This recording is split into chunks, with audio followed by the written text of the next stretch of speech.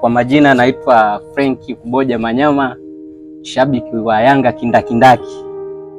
Naam, nimesikia mambo yanaongelewa huko mtandaoni, watu wengi wanasema ya kwamba Silva wamefunga goli kwenye mechi ya leo, ila limekataliwa kwamba Yanga wamebebwa, lakini kitu ambacho sio sahihi, kwa sababu ile ilikuwa ni faulu ambayo iko ya wazi kabisa.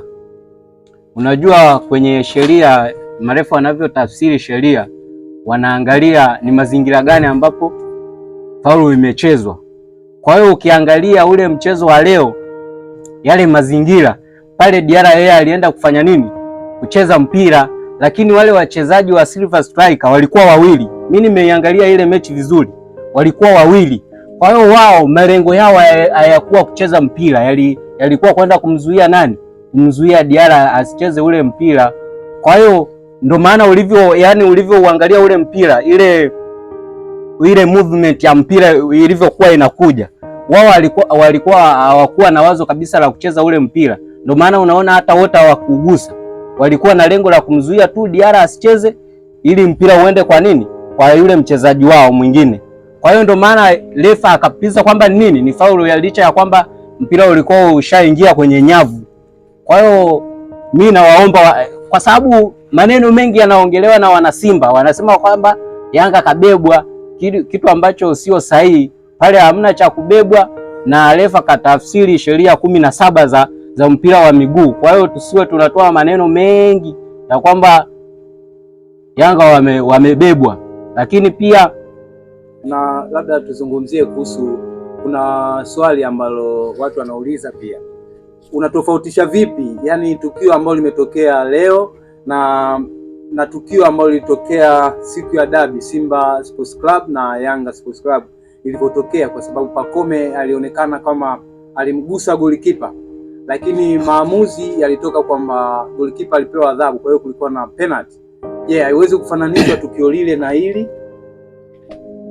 Hilo swali ni zuri sana, lakini ukifuatilia haya matukio mawili ni matukio mawili tofauti, kwa sababu lile tukio la dabi siku ya dabi ya ngao ya jamii, Pacome, yani umbali kati ya Pacome na Kamara ilikuwa ni mpira wa 50-50, wote walienda kugombania mpira, lakini aliyewahi kufikia mpira ni Pacome. Pacome ndo aliwahi kufikia mpira kabla ya Kamara. Kwa hiyo lakini mbona Pacome anaonekana kama alimkanyaga Kamara ambaye ni golikipa, alimkanyaga tumboni? Hapo unaichukuliaje? Sio kwamba alimkanyaga, ila Pacome yeye pale alienda kutoa nini? Kucheza mpira, alitoa mpira. Sasa kipindi anashusha ule mguu, tayari Kamara na yeye alishafika, lakini licha ya kufika alikuta mpira ushafanya nini? Ushatolewa na Pacome moja kwa moja. Inatafsirika yeye hapo kashacheza madhambi, ndio maana refa alifunika penalti. Ikiwa kama unathibitisha mpira uliondoka, kwa nini refa aliona kwamba ni penalti wakati mpira ulishaondoka na Pacome hakuzuiwa kucheza mpira? Tunaangalia yani kwenye mchezo wa mpira wa miguu, kwenye kuchezewa faulu, tunaangalia kwamba ukicheza faulu maana yake umemzuia yule mtu kuendelea na kile ambacho alitakiwa kufanya. Kwa hiyo pale moja kwa moja Kamara alimzuia Pacome kwenda wapi? Kwenda kufunga. Maana pale ni kama alimpiga chenga, yani aliuondoa mpira kwenye location ambayo ilikuwa inaenda kwa Kamara. Kwa hiyo pale tayari mpira ulikuwa hauwezi kumfikia Kamara kwa sababu Pacome alikuwa ameshautoa. Lakini Kamara kama alishambuliwa kama alishambuliwa tumboni? Hakushambuliwa, yeye ndo alienda kumpamia Pacome ili asiende kufuatilia ule mpira na kufunga. Kwa hiyo moja kwa moja yeye alicheza madhambi kwa sababu hakukuta mpira, ulikuwa umeshatolewa maeneo yale. Okay, unazungumziaje moshi ulioonekana leo katika viwanja vya Lupaso hapa maarufu kama Lupaso? Kuna moshi mkubwa umeonekana. Ni kweli moshi ulionekana, lakini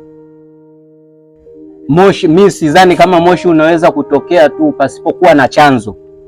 Kwa hiyo vyombo vya kuzima moto vipo na vyombo ambavyo vinahusikana na hayo mambo, kwamba kumetokea moto au dharura yoyote, vipo. Kwa hiyo vitashughulikia hilo jambo, vitatueleza ni chanzo ni nini, maana lazima watajua chanzo kilikuwa nini mpaka moshi kutokea pale uwanjani.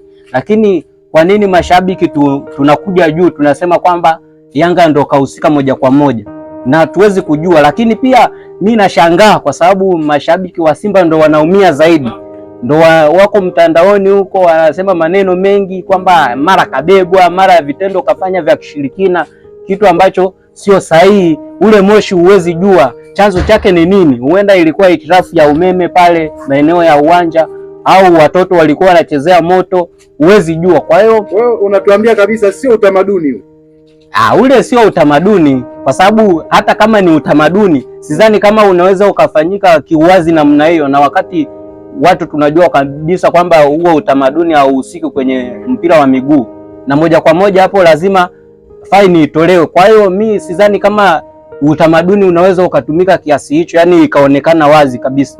Kwa hiyo tutambue kwamba hiyo ni sehemu ya changamoto, ni sehemu ya dharura kwenye maisha. Kwa hiyo tusije tukachukulia moja kwa moja kwamba Yanga anahusika na hilo jambo, kwamba ametumia uchawi au ushirikina kwenye mechi ya leo.